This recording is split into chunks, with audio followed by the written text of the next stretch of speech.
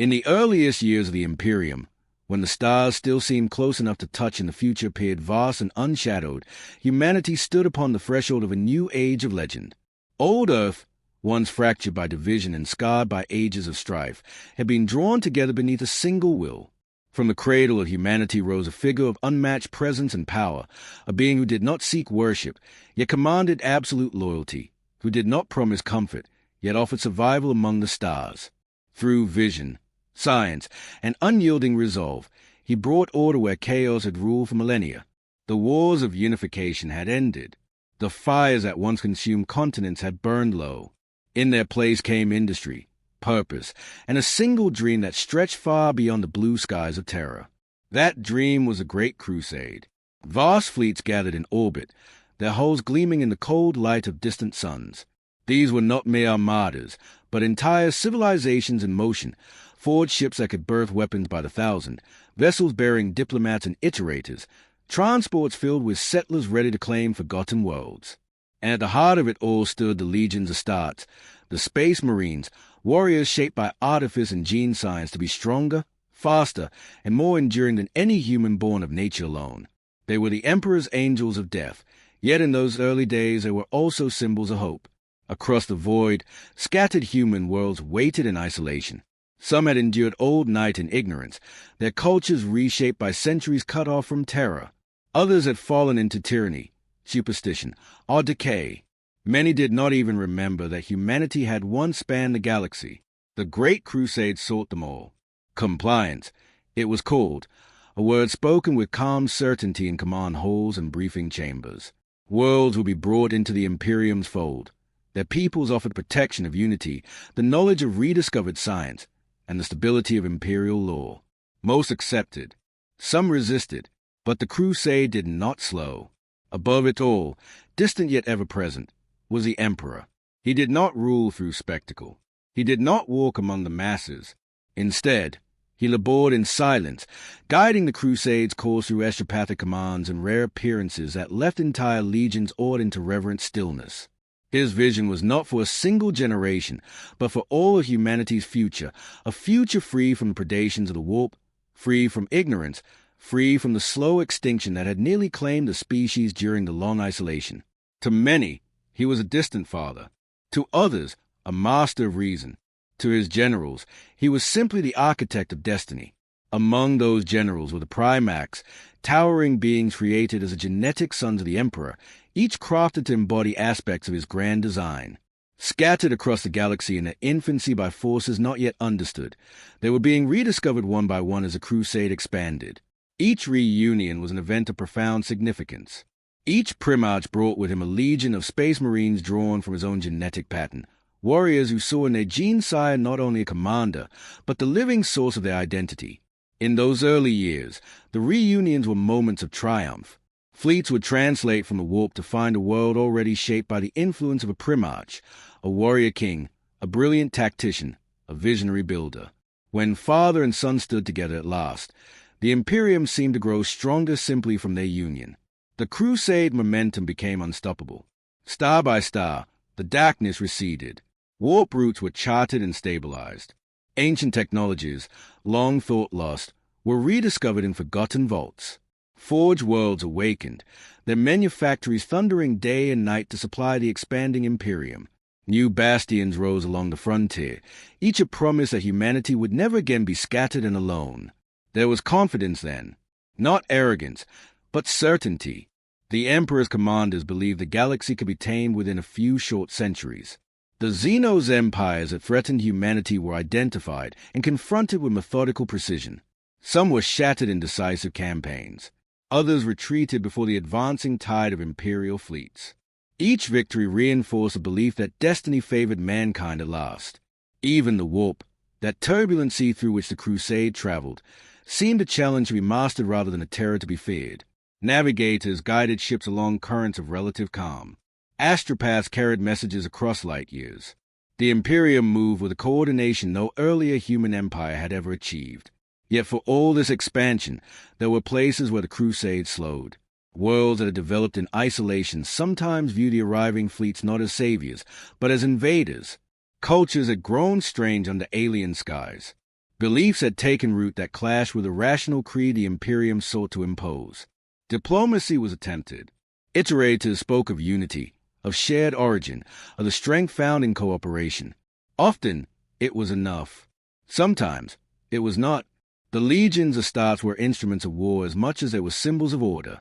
When compliance could not be negotiated, it was enforced. Cities fell. Regimes were overthrown. Resistance was crushed with disciplined efficiency. In official records, these were necessary actions, regrettable, perhaps, but justified in the name of a greater future. Most who served believed this without hesitation. They had seen the ruins of worlds lost to anarchy. They had witnessed the horrors that could flourish in isolation. Compared to those fates, the Imperium's rule seemed a mercy. And so the crusade pressed onward, its banners carried ever deeper into the unknown. In the strategium chambers of the great warships, maps of the galaxy grew denser with Imperial markings. Red sigils for compliance achieved, gold for new forge worlds, blue for stable warp routes. Each symbol represented millions, sometimes billions, of lives now bound to terror. It was an age of construction as much as conquest.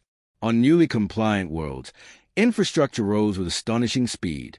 Administrators established order. Engineers repaired or replaced failing systems. Scholastica and academies spread standardized knowledge. The imperial truth, a doctrine that rejected superstition and denied the existence of gods, was taught as a foundation of a rational, united humanity.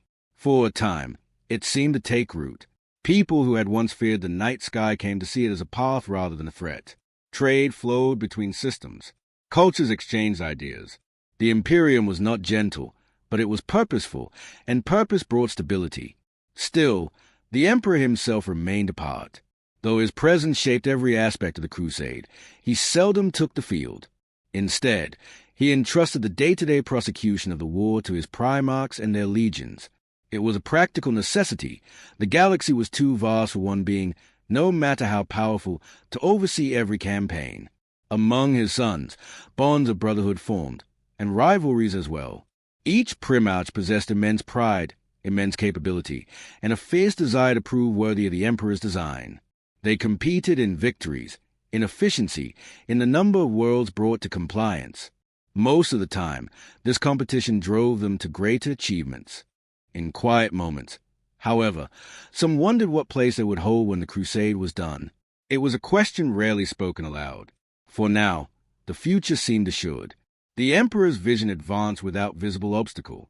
The Imperium grew larger with every passing year, its borders pushing against regions of the galaxy that had known no human presence since before the long night. And somewhere along those expanding frontiers, there lay a world that would one day be remembered not for its welcome, nor for its resistance, but for something far more enduring. At this time, it was just another distant point of light, catalogued by surveyors and marked for future contact. Its people lived their lives beneath unfamiliar constellations, unaware that the tide of history was moving steadily toward them. They did not know that their fate would intertwine with that of the greatest heroes of the age, nor that their name would echo through imperial records with a tone of sorrow rather than triumph. But such knowledge belonged to the future. In the present, the Great Crusade continued in calm, relentless motion, fleets translating into the warp with measured precision, legions deploying in disciplined silence, and the dream of united humanity carrying them ever onward. The galaxy was vast. The Imperium was young, and hope, bright and untested, still outshone the shadows that lingered beyond the light of newly claimed stars. For now, there was only the steady advance, the hum of engines in the void, and the quiet certainty that destiny itself traveled with the fleets, guiding them toward worlds not yet known and histories not yet written. And in that slow, patient expansion, beneath the watchful gaze of a distant emperor, the foundations of legend were laid, stones set carefully in place, never suspecting how deeply they would one day be shaken. The stars turned in silence, and the crusade moved on, far from the crowded trade routes of the inner Imperium, beyond regions already bright with compliant worlds. An expeditionary fleet altered its course toward a dim yellow star noted only in fractured archives from before old night. Long-range augurs had detected artificial signals there, faint, intermittent, but unmistakably human in pattern. To the planners of the Great Crusade, such signs were invitations. They suggested survivors, lost colonies holding to fragments of ancient heritage, civilizations waiting to be restored to the wider family of mankind. And so the fleet toned, engines humming with patient strength as it crossed the silent gulf. The force was not vast by Crusade standards, yet it was formidable enough to shape the fate of a world. Warships bearing the heraldry of a single legion formed its core, accompanied by mechanicum vessels heavy with survey equipment and diplomatic craft prepared to carry iterators, remembrances, and envoys. The intention, as always, was compliance through understanding if possible, and only through force if no other path remained. Such was the stated doctrine, repeated across 1,000 briefings beneath vaulted command decks lit by cold starlight. As the fleet approached the system's inner worlds, Auspex readings grew clearer. There were orbital structures, old but functional. There were transmissions, structured in a language strain that shared distant roots with ancient Terran dialects. There were energy signatures that suggested industry, though modest compared to the great forge worlds of the Imperium. Everything pointed to a human society that had endured isolation with a measure of stability. Among the senior officers, quiet optimism took hold. These were the kinds of reunions the Crusade preferred, bloodless, orderly, affirming the righteousness of its mission. The primary inhabited planet circled within a temperate band, its oceans wide and continents green beneath swirls of white cloud. From orbit, it appeared serene. City-lights marked the night side in delicate webs, not the sprawling glare of hive worlds, but the measured glow of controlled growth. Atmospheric scans showed no widespread pollution, no evidence of recent global war. It seemed a place that had chosen balance over reckless expansion, survival over ambition. Many who studied the data allowed themselves a moment of approval, as though observing careful students who had preserved a lesson long forgotten elsewhere. First contact began with signals, mathematical constants, stellar cartography, and eventually carefully translated greetings. The replies came slowly, deliberated upon before transmission, as if filtered through many layers of authority. The planet's leaders identified themselves not as subjects of an empire, but as stewards of a common trust. They spoke of guardianship, of responsibility to future generations, of maintaining harmony with their world. They asked many questions about the arriving fleet, about terror, about the scale of the Imperium that now claimed kinship. The iterators prepared their responses with practiced care. They spoke of unity, of shared origin, of protection against threats that no single world could withstand alone.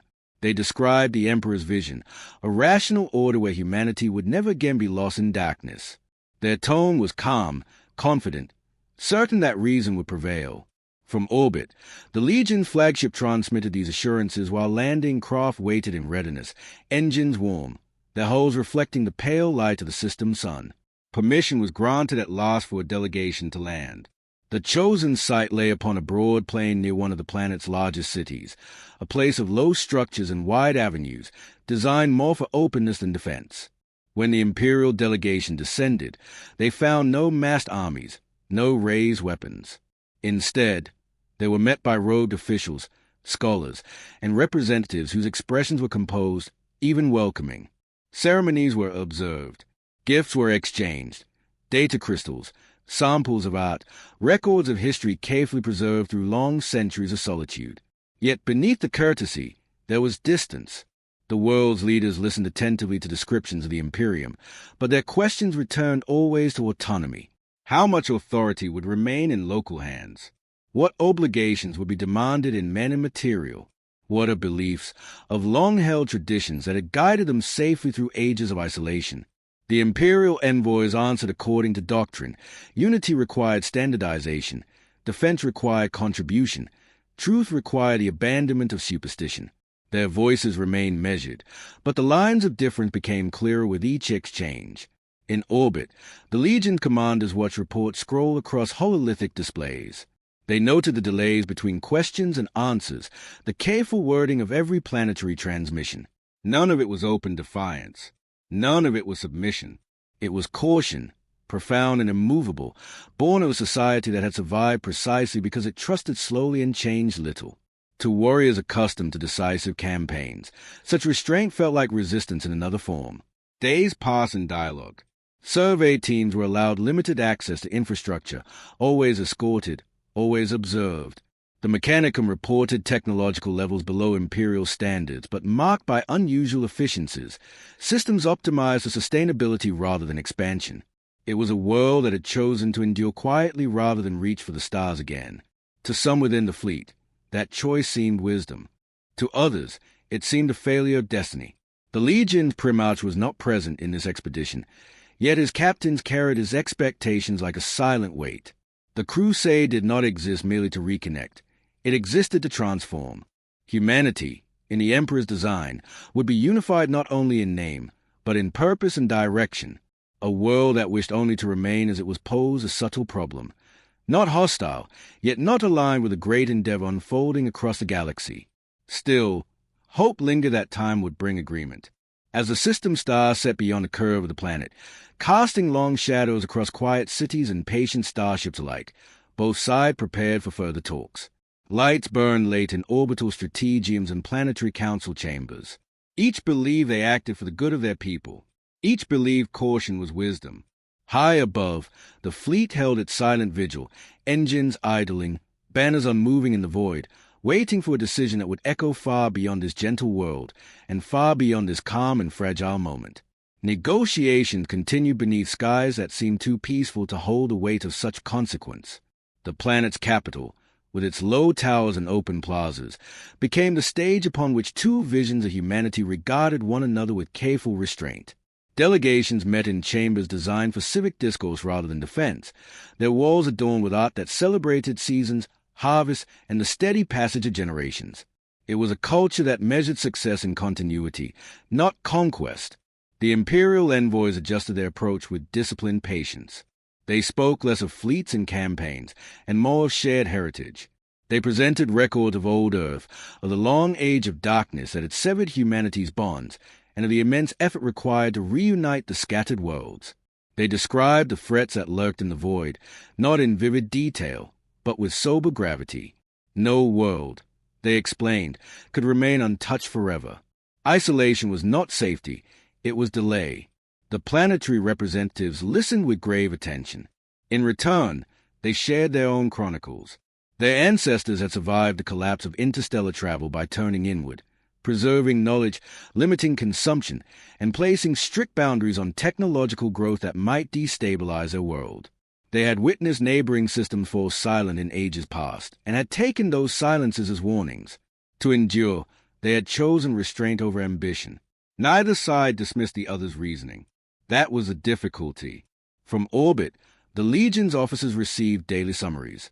Compliance remained possible, yet progress was slow, measured in cautious concessions rather than declarations.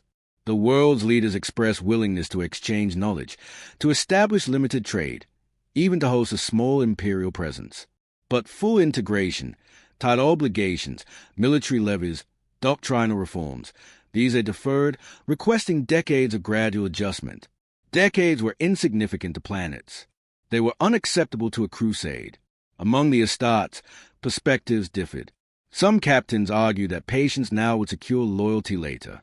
Others warned the delay would be read as weakness by worlds yet to be found. The Imperium's strength lay not only in power, but in momentum. To slow was to invite uncertainty, and uncertainty, in time, bred defiance. The fleet's iterators requested more time. The Legion's masters granted little. Though their messages of terror grew more formal, their language edged with restrained concern. Every campaign required resources, and resources tied up here could not be used elsewhere. The galaxy did not wait. On the planet below, ordinary life continued. Markets opened with the dawn. Children studied beneath shaded colonnades. Farmers tended vast fields that rolled like green oceans beneath the wind. News of the visitors from the stars spread widely, yet without panic. The people had long ago learned to accept change slowly, to weigh it, to examine its consequences across generations. Urgency was not a virtue in their philosophy. Some among them, however, looked upward with quiet wonder. The sight of great ships crossing the night stirred dreams that their culture had set aside long ago.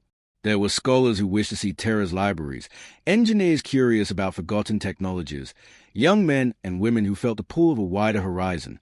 These voices were not dominant, but they existed, soft currents beneath a still surface. Imperial observers noted this with interest. Cultural alignment, they suggested, might grow from such aspirations. If the world's leadership hesitated, its people might one day lean toward the stars of their own accord. It was a hopeful thought, and one that required time. Time remained the one commodity both sides valued for different reasons. As talks progressed, subtle tensions emerged. The Imperium requested the removal of certain local doctrines that attributed spiritual qualities to natural forces. The planetary councils resisted, explaining that these beliefs were symbolic frameworks of ethical behavior, not literal worship. The distinction held deep meaning for them, but little weight within the strict rationalism of imperial truth. What one side called metaphor, the other labeled superstition. These disagreements never rose to anger. Voices stayed calm. Documents were revised, amended, returned. Yet with each exchange, it became clearer that unity would demand transformation neither side fully understood.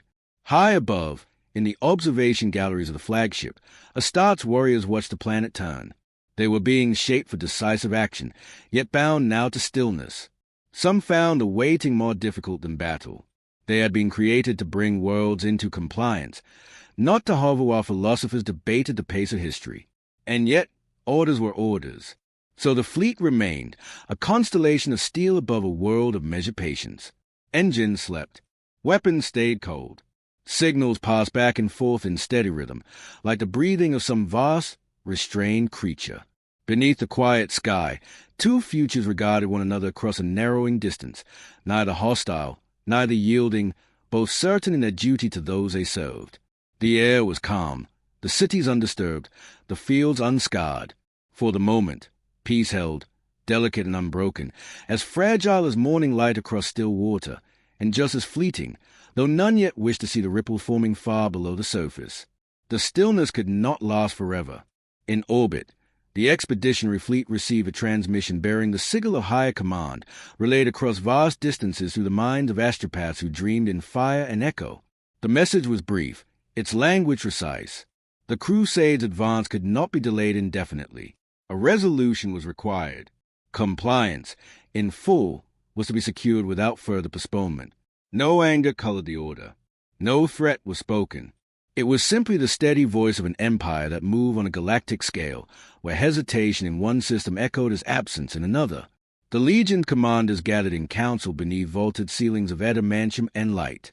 Hololithic projections of the planet turned slowly above the strategium floor, serene and blue, betraying none of the tension now attached to its name. Reports were reviewed once more. Cultural assessments, resource evaluations, psychological projections, all suggested the same truth. The world would not choose full integration willingly, not within any span the Crusade could afford. The decision, when it came, was delivered with ritual calm. A final delegation would descend. Terms would be presented without ambiguity. The planet would join the Imperium completely, its governance restructured, its doctrines aligned, its future bound to Terra's design. Refusal would be interpreted not as caution, but as defiance. On the surface, the Planetary Council sensed a shift even before the delegation arrived. Messages from orbit carried a new firmness, a subtle narrowing of possibility. Where once there had been open discussion, there were now defined outcomes. The leaders convened in chambers grown heavy with quiet voices and long silences. They had hoped to shape the pace of change. Now they understood that the pace would be set for them. When the Imperial envoys landed again upon the wide plain, ceremony was brief. Courtesy remained, but it felt ceremonial rather than hopeful, like tradition observed at the edge of an ending. Inside the council halls, beneath ceilings painted with scenes of their world's long history, the terms were spoken clearly. Unity, without exception. Contribution, without delay. Reform, without compromise. The planetary representatives listened with the same composure they had shown since first contact. They asked for clarification, not in challenge, but in duty to their people. Could local traditions remain if stripped of spiritual meaning? Could governance transition gradually? Could military levies be limited while infrastructure adapted? The answers came, respectful but unyielding. Above them, the fleet adjusted its posture.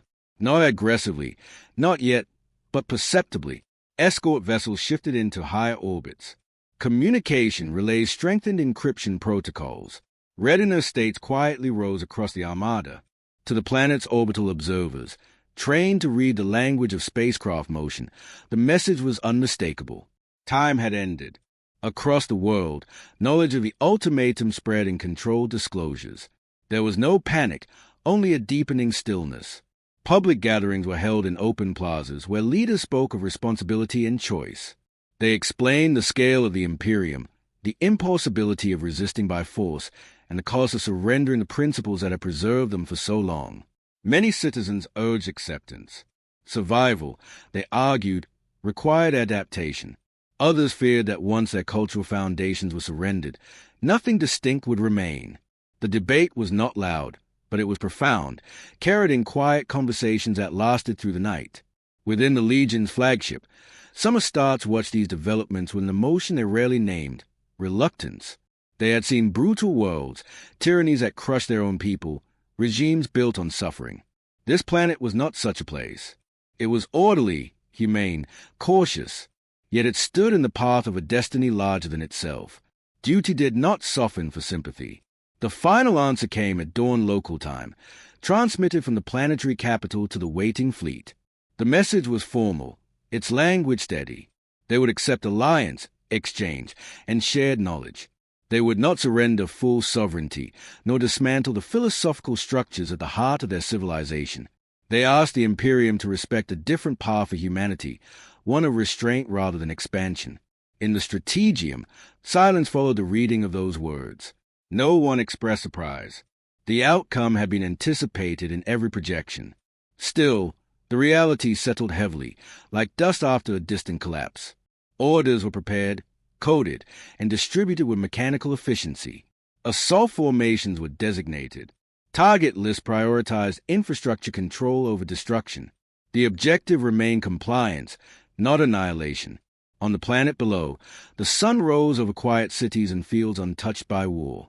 People went about their morning tasks with deliberate calm, aware that history had shifted, though its full weight had not yet fallen.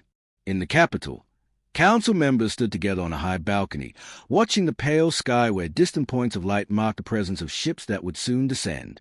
Neither hatred nor rage filled that moment, only sorrow and the heavy knowledge that two visions of humanity had reached the end of worlds. High above, engines stirred to greater life, their distant thunder too faint to be heard on the surface, yet carrying the promise of irreversible change. The fleet began its slow, inevitable movement toward a world that will be remembered not for how fiercely it fought, but for how quietly it chose to stand apart. And as the first shadows of descent stretched across the turning planet, the age of hopeful negotiation gave way to the sullen machinery of conquest, moving with the same calm certainty that had carried the Great Crusade from star to star. The first ships descended not as falling meteors, but as controlled omens, their hulls reflecting the morning sun as they slipped through high atmosphere on pillars of restrained fire. From the surface, they appeared almost graceful, vast silhouettes moving with deliberate purpose toward designated landing zones far from major population centers. The Legion commanders had chosen their approach with care. Shock would be unavoidable, devastation, they intended, would not. Still, the sky had changed, and with it the world.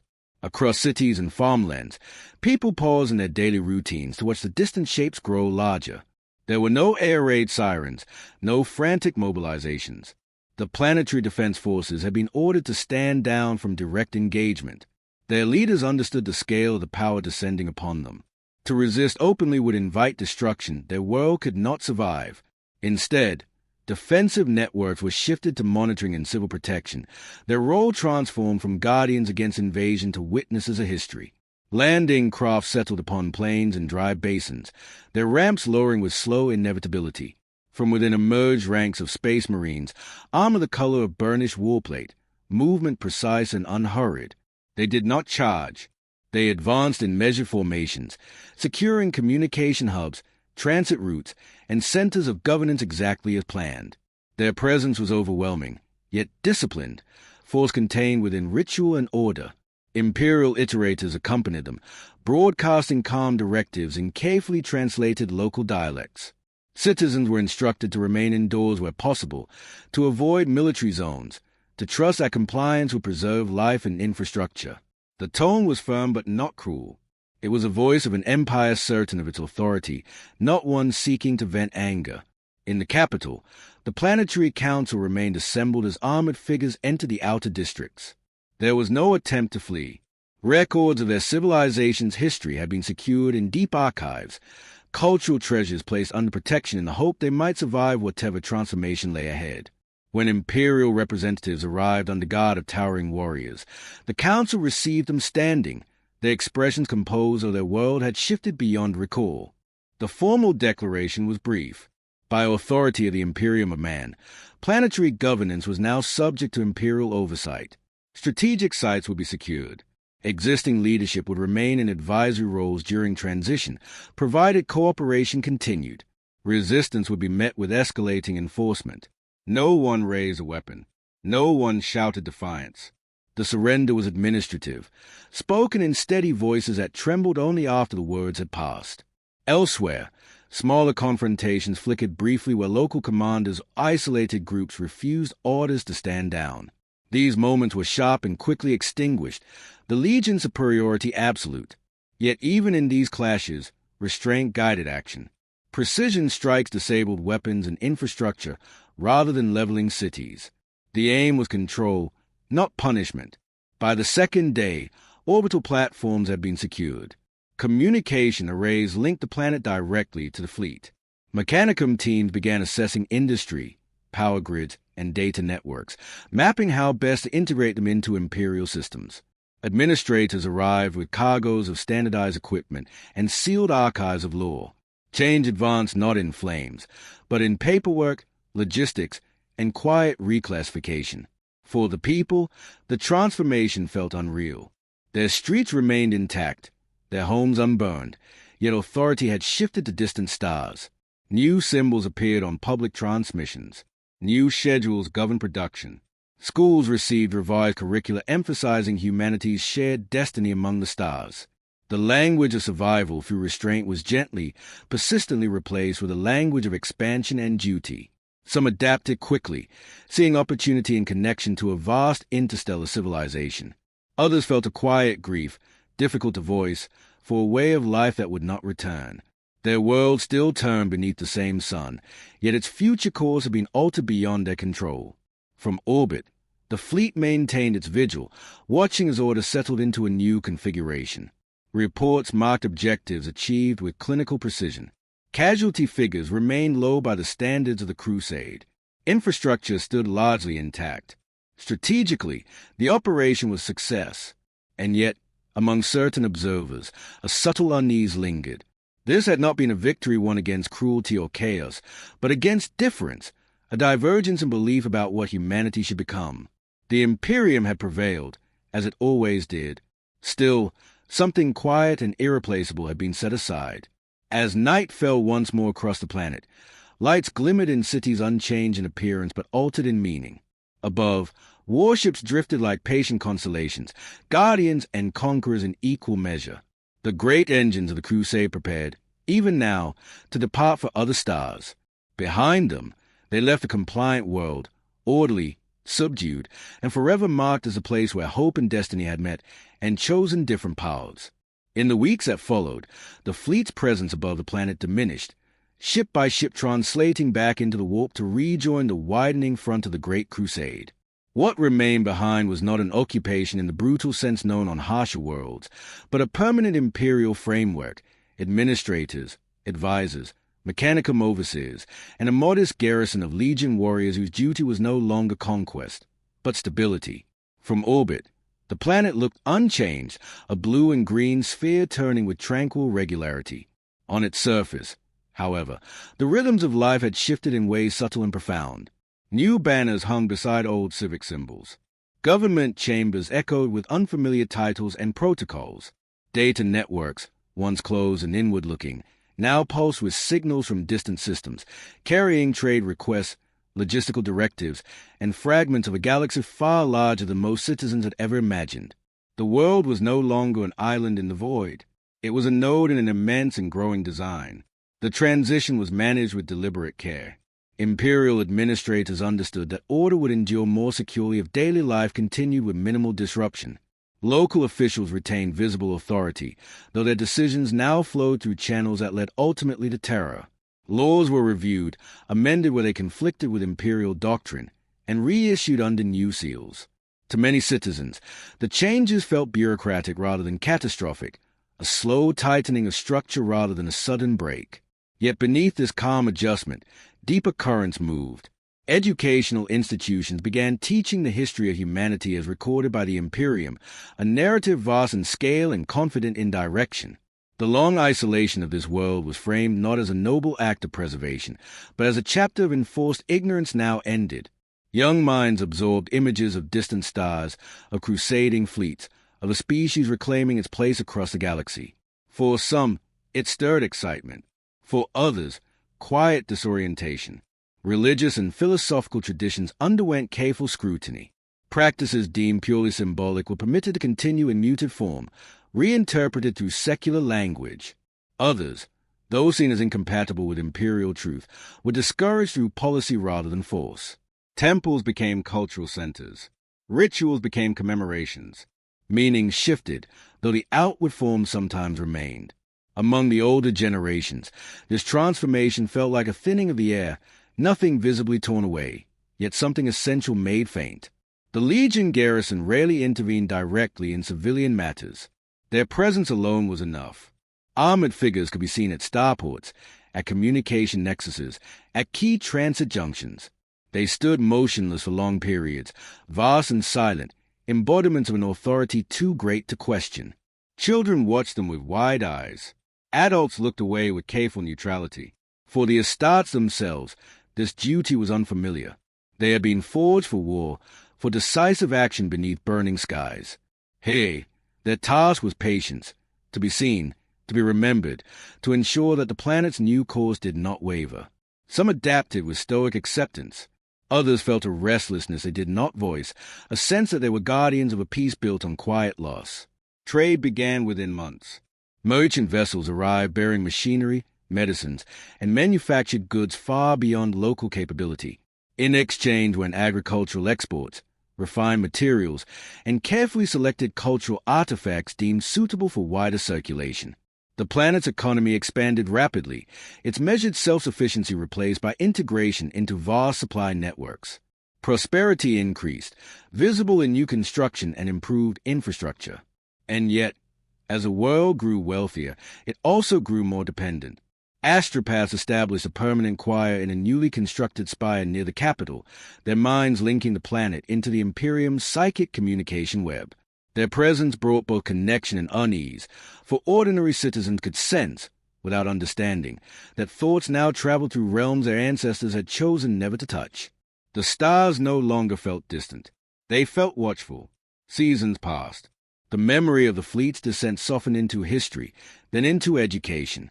Children born after compliance grew up considering imperial rule a fact as natural as gravity. To them, stories of cautious isolation sounded like legends from a narrower age. They dreamed of service in distant systems, of seeing terror, of contributing to a destiny that stretched beyond imagination. Their grandparents watched these dreams with mixed pride and sorrow. In administrative archives, the world was recorded as a successful compliance, low resistance, minimal damage, high integration potential. Strategically, it was a model operation. Its resources now flowed outward to support campaigns on other frontos. Its population, once turned inward, began to supply recruits for imperial institutions. The crusade had gained not only a planet, but momentum. Still, among certain observers, remembrancers, iterators, even a few Legion officers, a different record lingered in private thoughts. They remembered the first meetings in open plazas, the careful questions, the sincere desire to preserve a way of life built on restraint. They remembered how close the two visions of humanity had come to understanding, and how wide the gulf had proved in the end. History would not mark that nuance. It would note only the data compliance and the strategic value gained.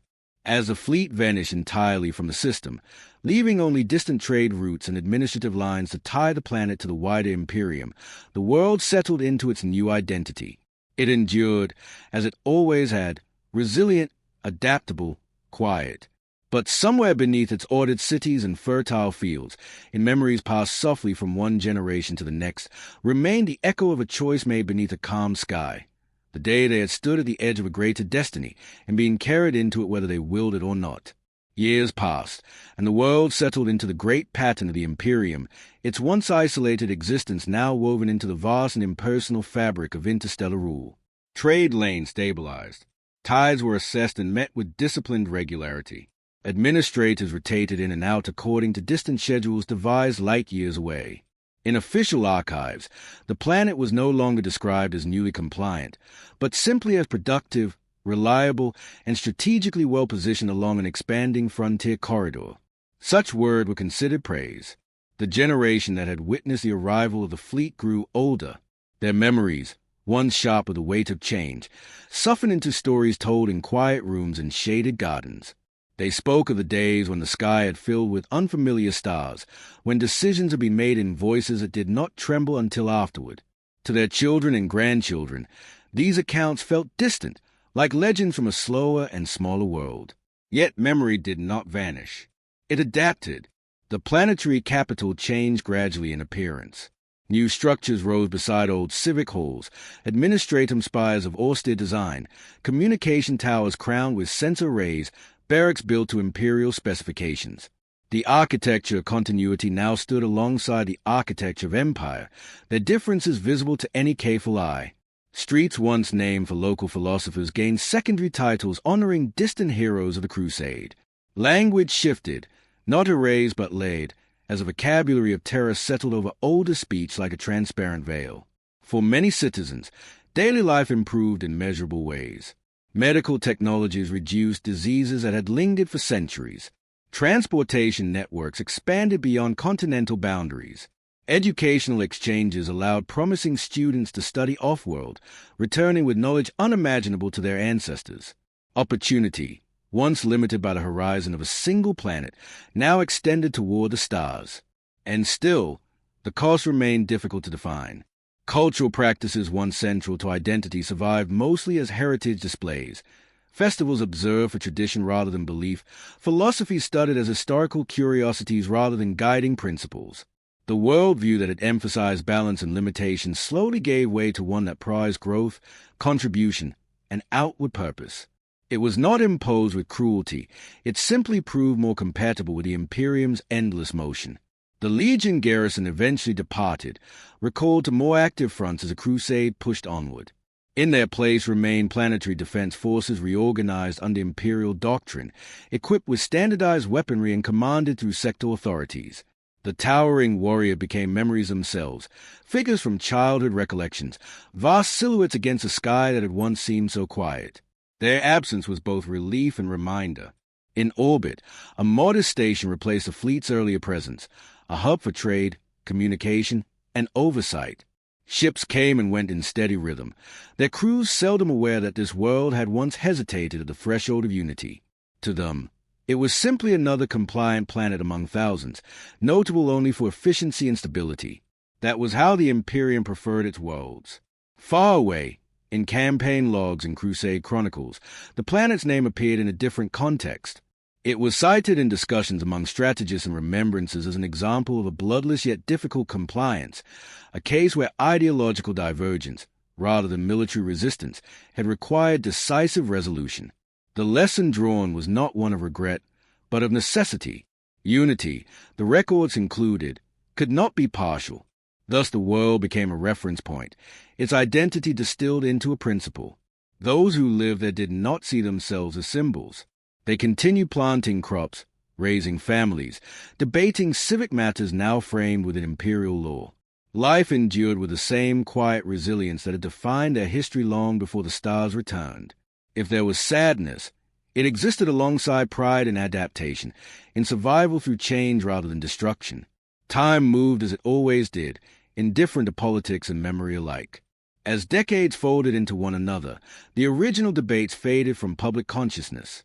New concerns replaced them: production quotas, sector defense initiatives, the logistics of supporting distant wars whose details were known only through brief official reports. The planet had become part of something so vast that individual history seemed small by comparison. And yet, in private archives maintained by careful historians, older records were preserved. Transcripts of the first negotiations, speeches from the final councils, personal journals describing the day the sky had filled with descending fire that did not burn. These documents were rarely accessed, but never destroyed. They remained as quiet witnesses, holding the memory of a moment when choice had seemed possible. In the still hours before dawn, when cities lay hushed and the stars shone clearly between orbital lanes, one could almost imagine the world as it had been, alone, self-contained, balanced upon its own careful principles. But the illusion never lasted. A passing freighter's engine flare or the faint glimmer of the orbital station would remind any observer that isolation had become impossible. The Imperium endured, the Crusade advanced, and this world, forever marked by the manner of its joining, continued to turn beneath the same sun, its name written in Imperial records not as a battlefield drenched in fire, but as a quieter chapter, a place remembered not for how it fought, but for how it yielded, and for the questions that lingered long. After the fleets had gone, long after the banners of compliance had faded into the ordinary scenery of civic life, the world continued to change in ways too gradual to notice from one season to the next. The Imperium did not remake planets in a single stroke. It altered their course through steady pressure, administrative gravity that drew every system, every institution, into alignment with a greater whole. Seen from orbit, the transformation was subtle but undeniable.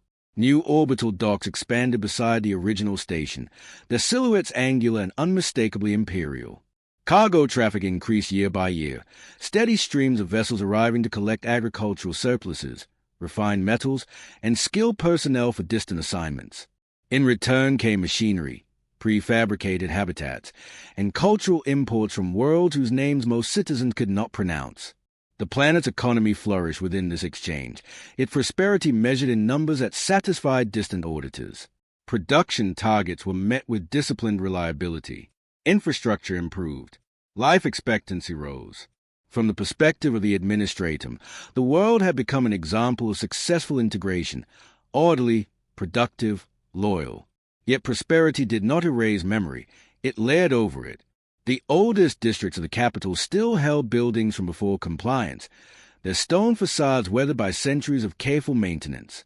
Children walked past them without recognizing their significance, while elders sometimes paused, hands resting on cool surfaces as if touching a fading photograph.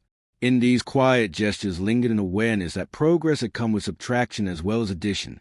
The philosophical schools that once guided civic decision-making survived only as academic departments within larger imperial institutions. Their teachings were studied as historical artifacts, valuable for understanding the planet's past, but no longer considered practical for shaping its future. Concept of deliberate limitation and self-imposed restraint felt out of place in an empire defined by expansion. Students learned them with polite curiosity, then set them aside. Across the countryside, changes were more visible. Agricultural collectives reorganized to meet tide demands, adopted new methods, new crop strains, new machinery designed for efficiency rather than ecological balance. Output increased dramatically. So did reliance on imported technologies and off-world expertise. The land still yielded abundance, but it did so now as part of a vast supply chain stretching beyond sight. To many farmers, this shift was simply the way of things. To a few, it felt like the quiet end of an ancient conversation between people and soil, replaced by directives transmitted from distant stars. Generations born into imperial rule grew up with different assumptions. To them, service beyond their home world was an honor rather than a disruption. Some joined the Astra Militarum, departing in transport ships that lifted through clouds their ancestors had once watched in peaceful isolation. Others pursued careers in the administratum, the mechanicum, or merchant fleets. Their identities stretched outward, shaped by a galaxy that their grandparents had known only as myth. When they returned, if they returned, they brought stories of war zones lit by burning skies, of forged worlds that never slept, of hive cities whose populations exceeded their entire planets. These tales filled listeners with awe and unease in equal measure. The wider Imperium was magnificent, but it was also harsh beyond anything this world had once imagined. Slowly, almost imperceptibly, local culture absorbed their harshness. Art grew more austere. Music incorporated themes of duty and sacrifice alongside older melodies of seasonal change. Public monuments honored not only scholars and civic leaders, but soldiers who had fallen light years away. The narrative of identity expanded to include struggles fought in distant systems, binding the planet emotionally to conflicts it had never seen. In the archives of the Administratum, the world's designation included a brief historical note, integrated following ideological noncompliance, minimal kinetic resistance, high long-term yield. The phrasing was efficient, stripped of nuance. It did not mention the council debates, the careful questions, or the quiet sorrow beneath calm voices. It did not need to. For the Imperium, outcomes matter more than feelings. Still, among certain historians and remembrances, unofficial accounts circulated, essays, memoirs, and preserved testimonies describing the moment when two futures had stood face to face. These works were not forbidden, but neither were they widely encouraged. They existed in the margins, like soft echoes in vast holes of certainty. As centuries turned, even those echoes grew faint. The world endured as it always had, but its endurance now served a purpose defined elsewhere. Its harvest fed armies. Its metals reinforced fleets. Its sons and daughters vanished into regiments and bureaucracies, becoming threads in a tapestry too large for any single mind to grasp. The balance its ancestors had prized gave way to contribution measured in quotas and deployments.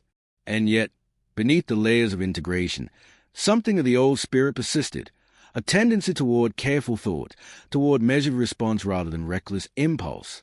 Imperial officials sometimes remarked that this world produced unusually disciplined administrators and level-headed officers.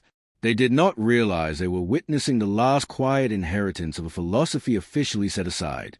In this way, the past survived not as doctrine, but as temperament. So the planet continued its long orbit around an ordinary star, changed yet continuous, prosperous yet wistful, fully part of an empire that would never remember it as clearly as it remembered itself. Its name endured in records and supply manifests, in regimental rolls and trade ledgers, but also in softer ways, in stories told at dusk, in inherited habits of thought, in the unspoken knowledge that once, long ago, beneath a calm and open sky, a different path had almost been taken. Centuries turned, and the world's place within the Imperium became so established that few beyond its system ever questioned how it had joined. It was listed among reliable contributors, a stable node in a vast network of production and administration. Its regiments served with distinction in distant campaigns. Its exports flowed along charted warp routes with dependable regularity. From the outside, it appeared indistinguishable from countless other compliant planets whose individual histories had been folded into the grand narrative of human expansion. Yet history, even when unspoken, does not vanish.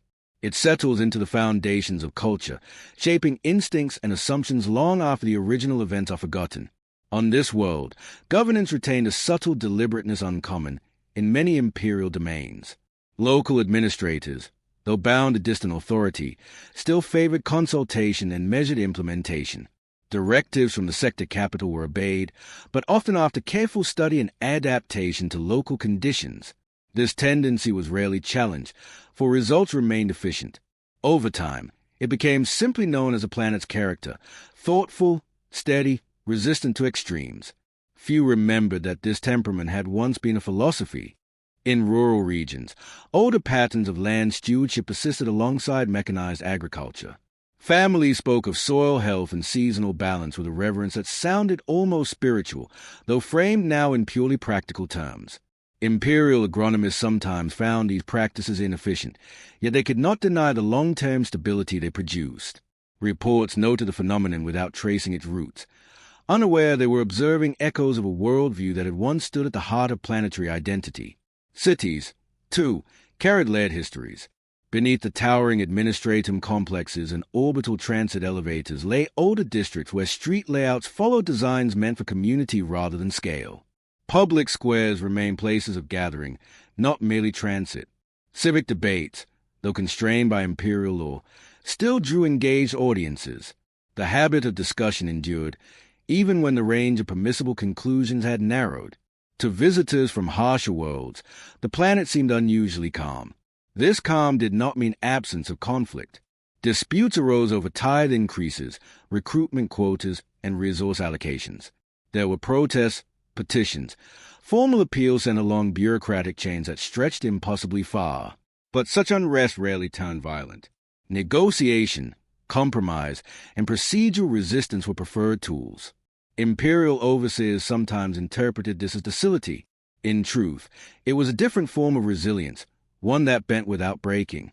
Among the educated classes, interest in pre-compliance history never entirely faded. Scholars studied ancient transcripts and preserved council records, analyzing the language of those final negotiations. Officially, these studies were academic. Unofficially, they were acts of remembrance. Students reading those words often felt a quiet astonishment that their ancestors had once believed another path possible, even briefly. The knowledge carried no call to rebellion. The Imperium was too vast, its presence too complete. Instead, it inspired a reflective patriotism, loyalty tempered by awareness, service carried out with a private understanding of complexity. Citizens who believe in humanity's shared destiny while still mourning the narrowing of choice that had shaped their own world's course. Far beyond this system, the Great Crusade continued its advance, and with it the seeds of future tragedies not yet visible. But here, life moved with patient continuity. Harvests rose and fell with the seasons. Children learned of terror alongside local legends. Ships departed and arrived, stitching the planet ever tighter into the fabric of the stars. And through it all, the memory endured in subtle ways, in cautious policy, in measured speech, in the instinct to pause before committing fully to any grand promise. Imperial records would never capture such nuances. They would note only output, compliance, and strategic value. The world's deeper story lived instead in habits, in quiet preferences, in the tone of civic life. It was a legacy without monument, a philosophy without name, surviving not as resistance but as character. So the planet continued its long journey around its modest sun, faithful to an empire that scarcely knew it, shaped by a past that could not be restored, yet never entirely erased. In that quiet persistence lay the truest remembrance, not of battles fought or victories claimed, but of a moment when history turned gently rather than violently, and a people learned to endure the future while carrying the echo of a different dream. The centuries had folded themselves neatly over the world, layering imperial influence upon its measured rhythms like sediment pressed by time. Orbital stations hummed with constant activity, surveyors and freighters moving in precise arcs above the clouds. Administrators transmitted reports along channels stretching light-years of terror, summarizing production, compliance, and population statistics with methodical efficiency. The planet's contribution to the Imperium was steady, unquestioned, and regarded in official documents as exemplary. Yet beneath the surface of normalized life, traces of the old world persisted, subtle, almost imperceptible to casual observation, but enduring nonetheless. It showed in the careful deliberation of civic councils, in the tendency of engineers to preserve old infrastructure alongside modern replacements, in the quiet pride of families maintaining practices that had once defined the planet's character. These were not acts of defiance, nor rebellion. They were echoes of a civilization that had once chosen its own course, now translated into temperament rather than doctrine. In urban centers, streets and plazas bore witness to centuries of incremental adaptation. Ancient architectural layouts intertwined with towering spires of administrative authority. Marketplaces, once independent hubs of trade and governance, now coexisted with imperial supply depots. Public squares hosted both local ceremonies and official commemorations of distant victories. The juxtaposition was subtle, yet constant, a daily reminder that continuity had survived within transformation. Among the population, the passage of generations had altered perception. Children knew the sky filled with fleet traffic and the warp lanes connecting them to a galaxy of stars as a natural order of existence. Tales of the first contact, of the cautious councils, of the day when the fleet had descended from orbit, were no longer living memory but legend, recounted in quiet reflections or academic lectures. Yet these stories retained emotional weight, a muted resonance that guided choices without being formally codified. Education emphasized imperial history, the achievements of the emperor and his crusade, and the shared destiny of humanity across the stars. Young scholars studied logistics, astropathic communication, and military strategy alongside local heritage. The balance between pride in progress and acknowledgement of heritage became a defining feature of their identity, a subtle negotiation of continuity and integration. For some, it was a source of inspiration. For others, a quiet melancholy lingered, acknowledging what had been surrendered to the necessities of empire. Trade and industry thrived. Farms yielded surplus beyond the planet's historical norms. Workshops produced refined components for off-world deployment. Young recruits departed to join Imperial regiments, their training rigorous, their loyalty unquestioned, their understanding of local history informed by selective narratives designed to align with broader doctrine.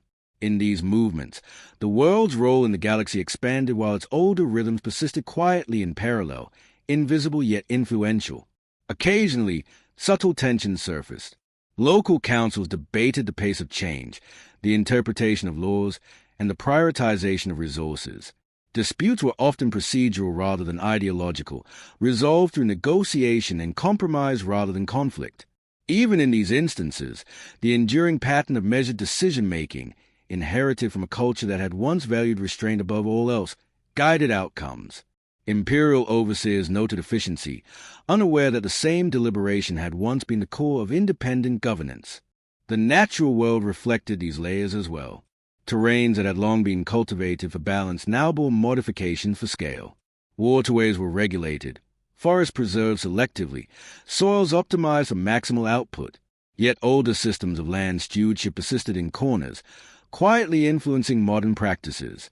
In isolated valleys, farmers still rotated crops and honored seasonal cycles according to traditions that predated imperial intervention, preserving knowledge passed across generations. Amid these changes, certain sites remained deliberately protected. Archives, libraries, and temples of cultural significance were maintained with care, reframed for historical rather than spiritual purposes.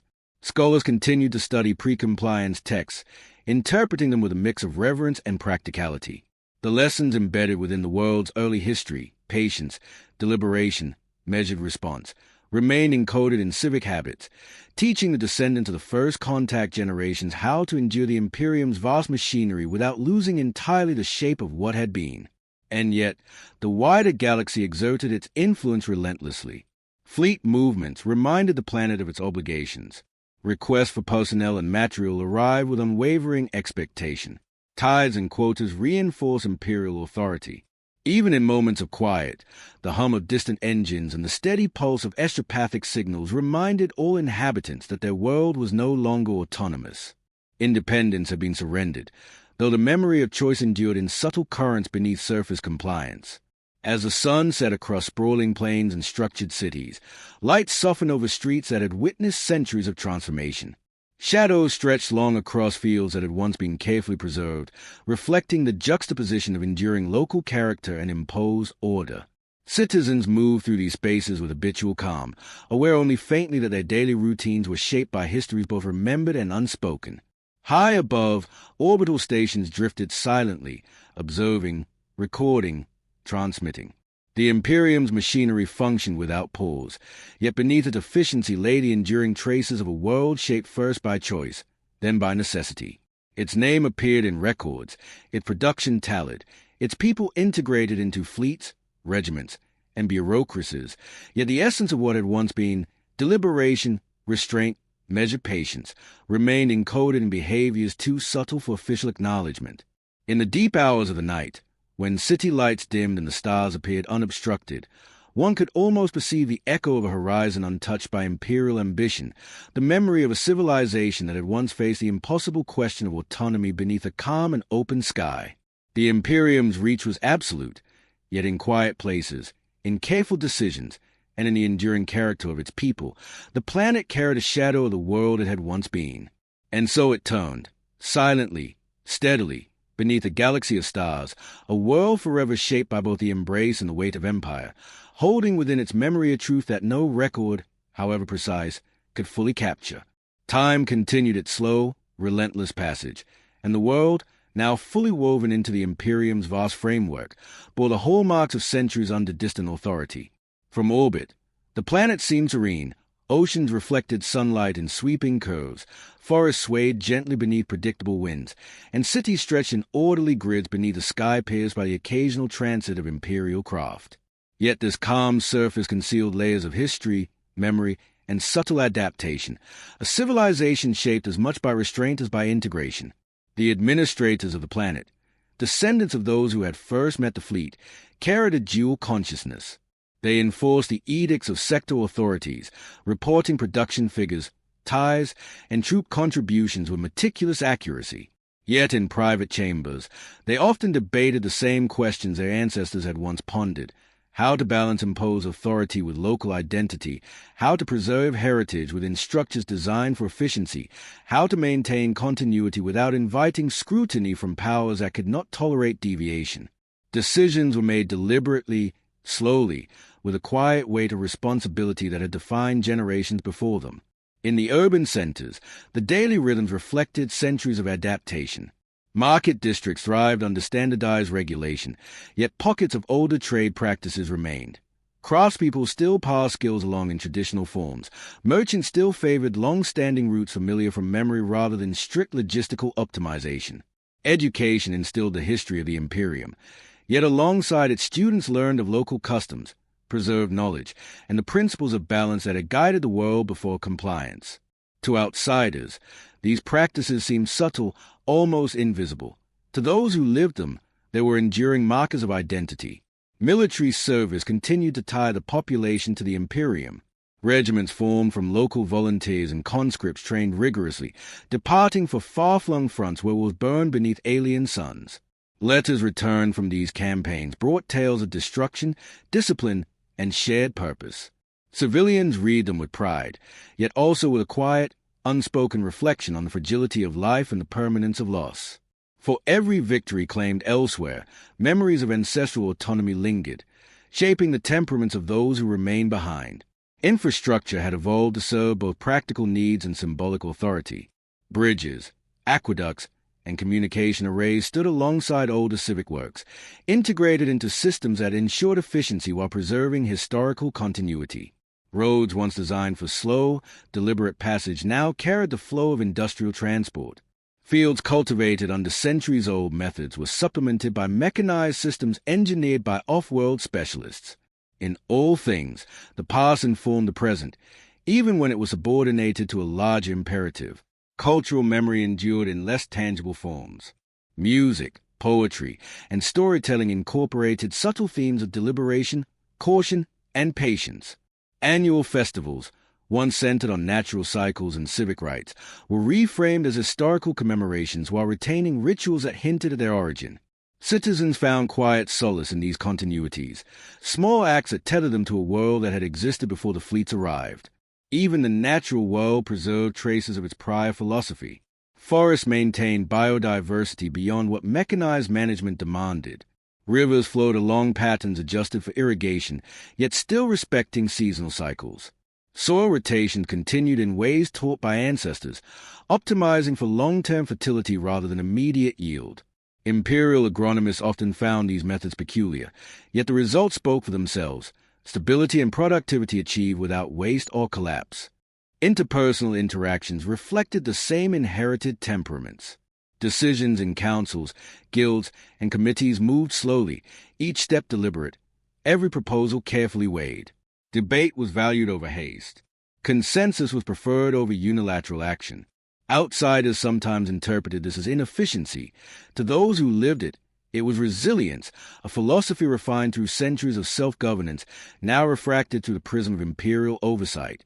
Amid the daily routines and ongoing integration, the memory of first contact remained, preserved not in public record, but in quiet reflection. The elders recalled the day the fleet had appeared above the horizon, the deliberations of councils in wide chambers, and the tension between fear and hope.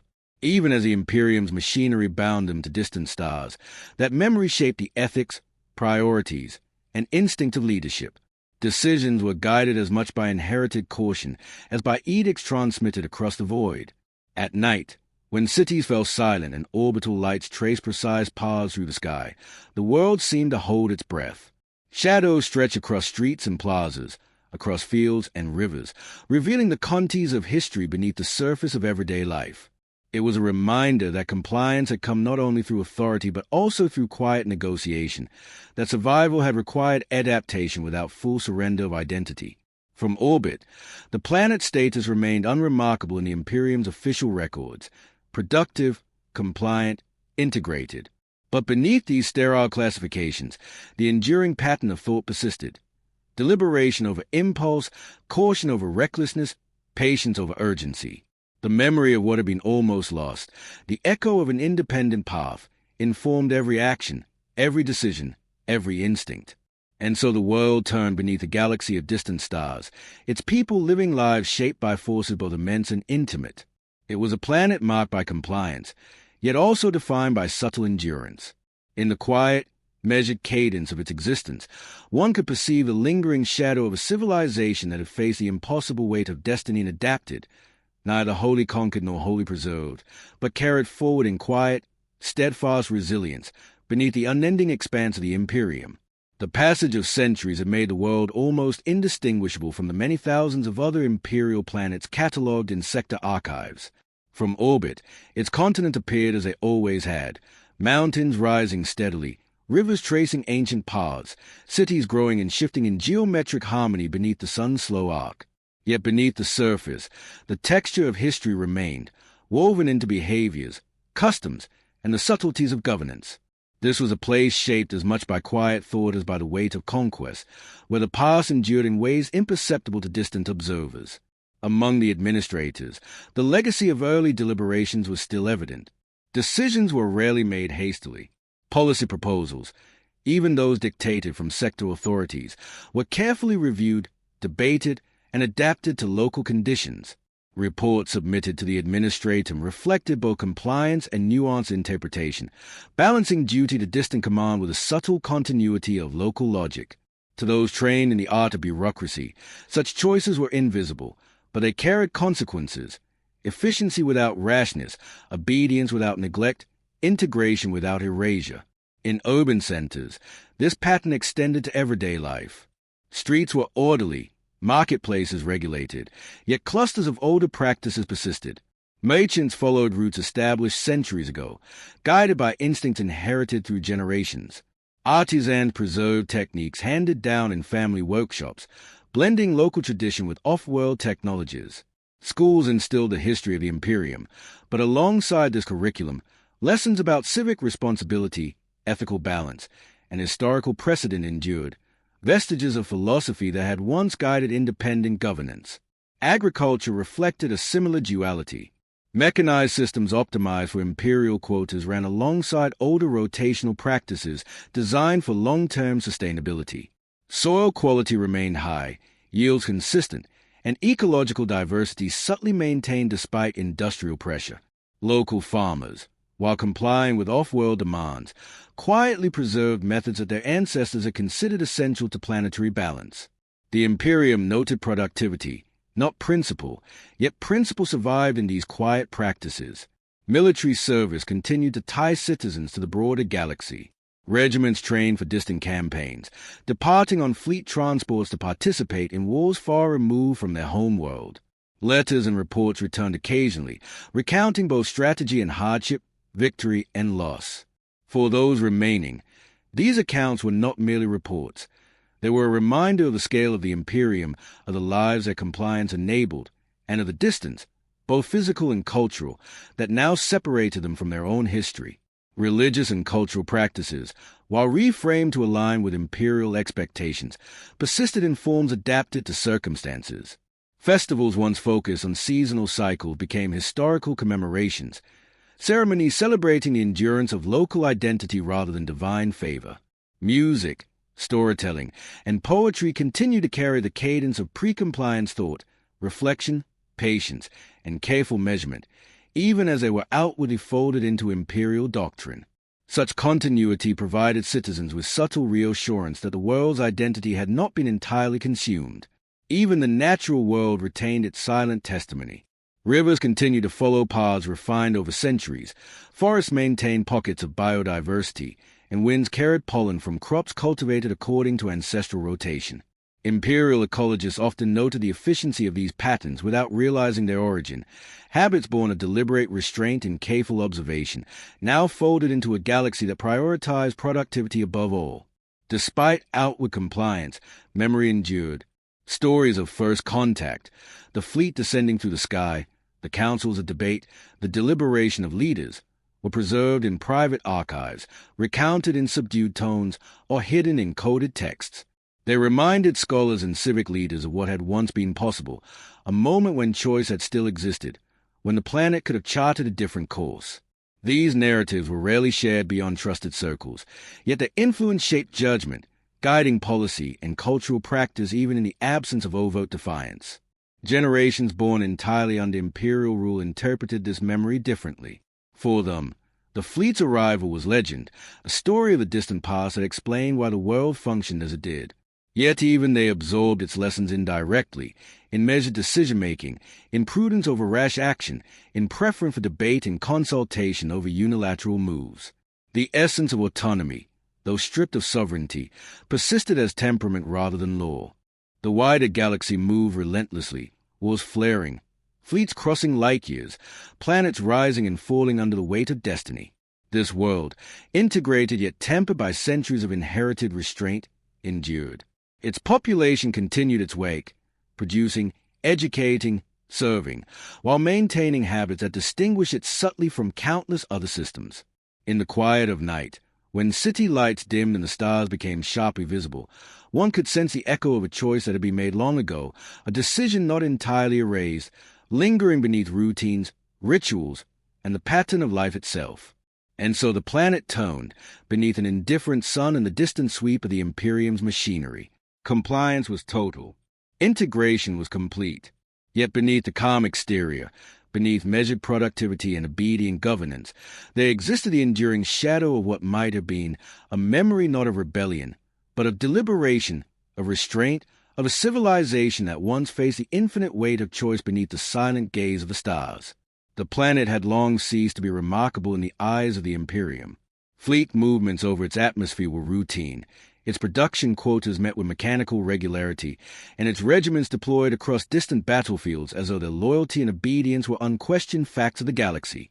Yet beneath the surface of uniformity lay layers of subtle endurance, habit, and memory that marked the world as unlike others, a place shaped not only by imperial decree but by the persistence of its own character.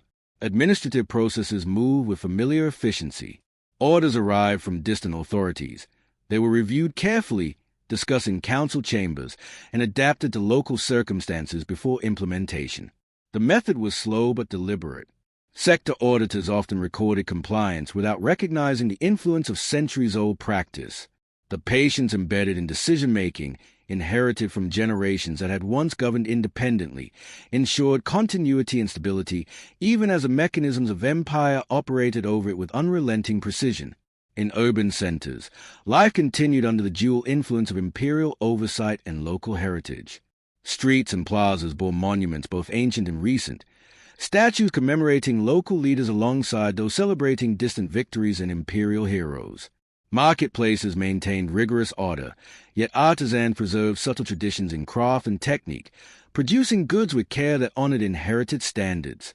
Schools taught imperial history, yet also transmitted the principles of deliberation and balance that had once guided civic decisions. Children absorbed these lessons naturally, unaware that they were inheriting the legacy of a world that had once stood at a crossroads of destiny. Agriculture reflected the same blend of innovation and continuity. Mechanized production met off-world quotas, yet farmers maintained crop rotation schedules established centuries prior. Soil fertility, water management, and seasonal planning were informed by instinct and inherited practice. Imperial agronomists noted these methods with clinical interest, often unaware that their effectiveness stemmed not only from technical efficiency but from the accumulated wisdom of a civilization accustomed to patience and careful observation. Productivity remained high, yet ecological stability endured quietly alongside it. Military service continued to tie citizens to the wider galaxy. Regiments trained rigorously, deploying in waves of distant campaigns, returning with tales of strategy, hardship, and heroism. Letters and reports brought reminders of the larger Imperium, and the world's inhabitants internalized the duality of pride and distance, serving far-off battles while remembering a home shaped by deliberation rather than sheer force. Each campaign reinforced obedience, yet the subtle patterns of inherited thought persisted in planning, strategy, and leadership among returning officers. Cultural memory, though reframed, survived in quiet ways. Annual ceremonies retained echoes of pre-compliance traditions. Music and poetry carried the cadence of measured reflection, favoring harmony over haste, patience over impulse. Festivals once grounded in cycles of nature and local belief became historical commemorations, celebrating survival and continuity alongside imperial doctrine. Even as symbols shifted, the essence of restraint, the careful weighing of consequences before action, endured in daily life. The natural world reinforced these lessons. Rivers traced ancient courses alongside canals designed for industrial efficiency. Forests remained selectively preserved, balancing ecological diversity with agricultural and infrastructural needs. Animals moved along corridors maintained for both habitation and resource management. The land itself carried memory, subtle patterns that survived integration and continued to shape human interaction with it. Observers unfamiliar with the past often saw only efficiency, yet resilience remained embedded in the world's systems. Among scholars and private historians, knowledge of first contact and early negotiations was preserved with care. Archival records, personal journals, and oral traditions reminded readers that compliance had not been inevitable, that the planet had once faced a choice. These recollections were never widespread, never challenged imperial authority, yet they influenced the way leaders thought, the questions they asked, and the caution with which they exercised power. Memory, in this way, became a quiet instrument of continuity. Life moved steadily, as it always had, within the framework of the Imperium. Citizens worked, learned, married, and served, all while maintaining patterns inherited from generations long past. The world produced not only resources and soldiers, but stability, judgment, and a temperament shaped by both past and present. It had become, in a sense, both part of the galaxy and apart from it, ordinary in appearance, yet unique in essence. As night fell, the lights of cities twinkled beneath a clear sky. Orbital stations drifted silently. Freighters traced habitual arcs, and communication arrays pulsed with data. The planet, compliant and integrated, continued its measured rotations, yet the shadow of memory remained, subtle, pervasive, guiding thought and action without fanfare. In that quiet endurance lay the truth of its survival, a world that had yielded to necessity, yet preserved the essence of its own design beneath the vast weight of the stars. The stillness of a night seemed to hold this reflection, inviting contemplation rather than disturbance. It was a world shaped by both empire and memory, by authority and choice, a planet whose quiet persistence would endure across generations, beneath the unceasing sweep of the Imperium, and within the eternal gaze of distant stars. Time moved steadily, as it always had, carrying generations across the span of decades that had long since dissolved the immediacy of first contact. The fleet that had once descended in controlled fire, massive and precise, had become legend, preserved in the collective memory of elders and in private archives maintained with care. Its presence, though long departed, continued to shape the rhythms of the planet, influencing governance, industry, and social conduct in ways both explicit and subtle. The world had been absorbed into the Imperium, yet beneath this integration, currents of inherited thought flowed quietly, guiding decisions with an almost imperceptible hand. Administration remained methodical and exact. Orders from distant authorities were studied thoroughly before implementation.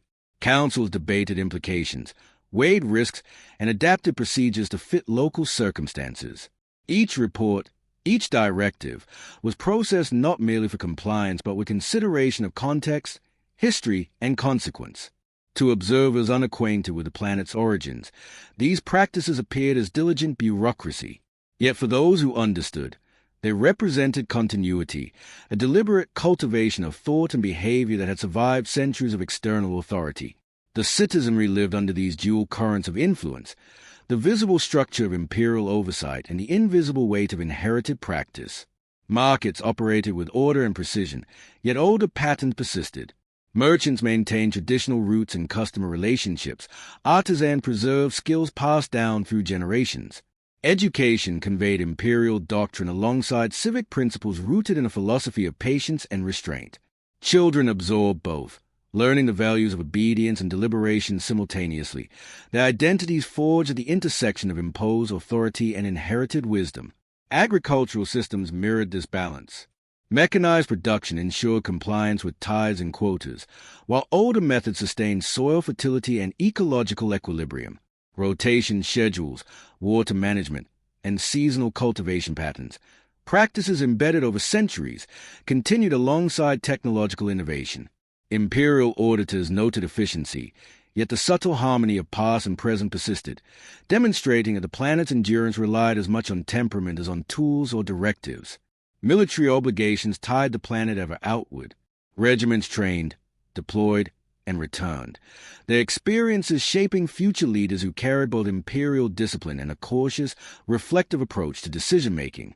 Tales of campaigns, victories, and losses were shared widely, instilling a sense of pride and reinforcing compliance. Yet even in service, the enduring ethos of careful deliberation guided behavior. Officers balanced initiative with prudence. Soldiers executed orders with measured discipline. In this manner, the planet contributed not only manpower but an ingrained approach to service informed by generations of reflection. Cultural continuity remained equally subtle yet persistent. Festivals and celebrations, once rooted in local belief and seasonal cycles, were reframed as commemorations of history and duty. Music, literature, and storytelling maintained a cadence of pre-compliance thought, measured, deliberate, reflective. Artisans and performers continued practices that honor both past and present, blending innovation with tradition. Even as the symbols and overt meanings changed, the underlying patterns, careful observation, balance, and restraint, persisted, carried forward by those who understood their origins. The natural world reinforced these lessons quietly. Rivers and forests, though shaped by technological augmentation, retained patterns established by centuries of observation and stewardship. Crops grew along rotated plots. Forests preserved corridors for wildlife. Even industrial expansion was tempered by inherited methods of resource management. Success was measured not only in output but in stability, resilience, and sustainability, an enduring mark of philosophy that had preceded imperial governance and continued to shape daily life. Private historians, archivists, and remembrances preserved knowledge of the earliest days of contact. Journals, transcripts, and oral accounts recorded debates, deliberations, and the calculated patience that had allowed the world to survive the first contact with a fleet without widespread destruction. These accounts were rarely referenced in official capacities, yet they influenced thought subtly in policy, education, and civic behavior. They reminded successive generations that autonomy had once been possible, even if it was ultimately surrendered. In this balance between the overt and the subtle, the world maintained its identity. Daily life continued, measured by cycles of work, education, trade, and civic participation. Citizens carried out obligations to distant authorities while preserving instincts inherited from ancestors who had once shaped decisions according to their own wisdom. This coexistence of empire and memory created a rhythm that was both efficient and enduring, a pattern of life uniquely adapted to the pressures of integration and continuity. As night fell, the landscape was bathed in a soft, muted glow. Orbital lights traced the arcs of freighters and administrative stations, while city streets reflected the steady pulse of human activity. Across fields and forests, shadows stretched long beneath the stars, revealing the contours of history embedded in the land itself. The planet, fully integrated yet quietly resilient, moved through space as it always had, guided by the dual currents of obligation and inherited wisdom. And in this stillness, beneath the unceasing sweep of imperial influence in the distant, silent stars, the memory of a different path lingered. It was neither loud nor insistent. It existed in temperament, in habits, in the careful, patient rhythm of a world that had endured, adapted, and quietly preserved the echo of its own choice.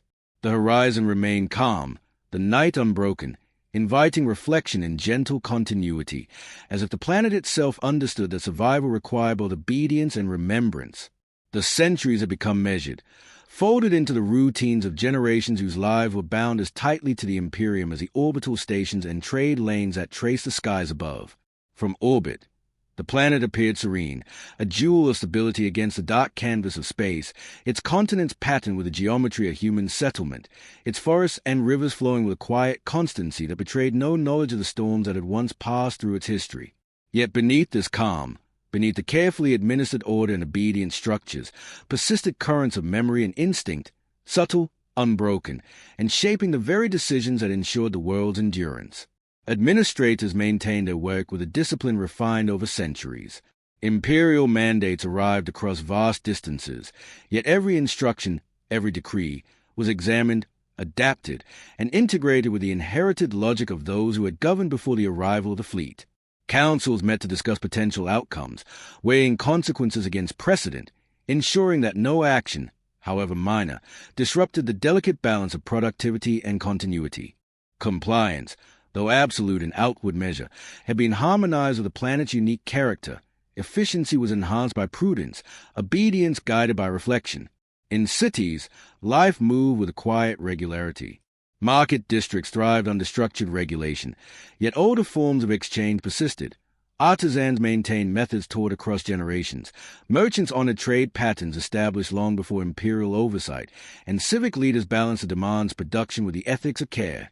Education instilled loyalty to the emperor, yet alongside imperial history were lessons in measured decision-making, patience, and the weight of long-term consequence, values that had been passed down since the earliest days of integration.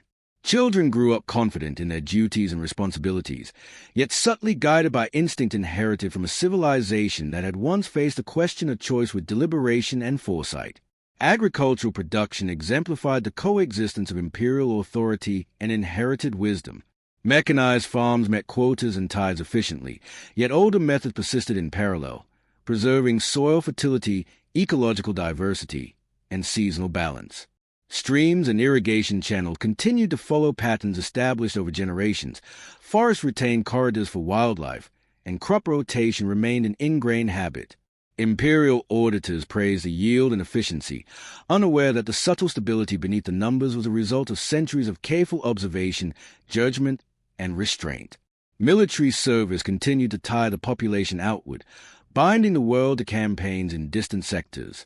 Regiments trained rigorously, deploying across galaxies to fight wars in which the stakes were measured in planets, fleets, and lives far removed from their home. Reports of victories and casualties returned intermittently, reinforcing the demands of obedience and instilling pride. Yet even amid this service, the inherited pattern of patience endured. Officers exercised judgment tempered by caution. Soldiers acted with measured discipline, and returning veterans carried back the subtle weight of reflection, which influenced local leadership, training practices, and civic expectation. Cultural continuity remained evident in ritual, art, and memory. Festivals once grounded in local custom were reframed as historical observances, yet they retained the rhythm of old practices, measured, deliberate, reflective. Music, literature, and storytelling preserved cadences of restraint and foresight, blending innovation with inheritance. Even as the symbols and overt meanings shifted to align with imperial expectations, the essence of deliberation, the careful weighing of action and consequence, persisted, shaping the world's inhabitants in quiet, enduring ways. The natural world mirrored these patterns. Rivers, forests, and cultivated fields maintained the harmony established over generations. Resource management followed principles inherited long before imperial oversight, and ecological stability remained surprisingly robust despite pressures for production. Efficiency and prudence had become inseparable, a mark of the civilization that had endured contact with a galaxy larger and harsher than it had ever known. Historians and archivists preserve records of first contact, careful deliberations, and the fleet's arrival. These accounts were rarely referenced publicly, yet their influence survived, guiding civic behavior, shaping leadership, and ensuring that the lessons of restraint, patience, and deliberate thought persisted. Memory itself became a tool, a silent influence woven into education, administration, and cultural life. It reminded the people that their world had once been offered a choice, and that survival had required both adaptation and careful judgment. As night fell, cities dimmed, field became shadows, and orbital stations pulsed gently with the rhythm of commerce and communication. Lights traced the arcs of incoming freighters, and the hum of distant engines underscored the planet's connection to the wider galaxy. Yet beneath these signals of integration, a quiet heartbeat endured, the memory of restraint, the inherited wisdom of deliberation, the patient rhythms of a civilization that had survived the unyielding pressures of empire. In this stillness, the world remained faithful to both past and present. It had yielded to necessity, yet preserved its essence. Compliance and memory coexisted, weaving a subtle harmony across generations. The planet had become a node of stability, a measured presence within the vast, ever-moving machinery of the Imperium. And beneath the stars, under the calm of night, the echo of a world that had once faced choice with care and thought lingered quietly, a reflection of endurance, resilience, and the weight of quiet fidelity, waiting to be remembered by those willing to listen to the whispers beneath the machinery of empire.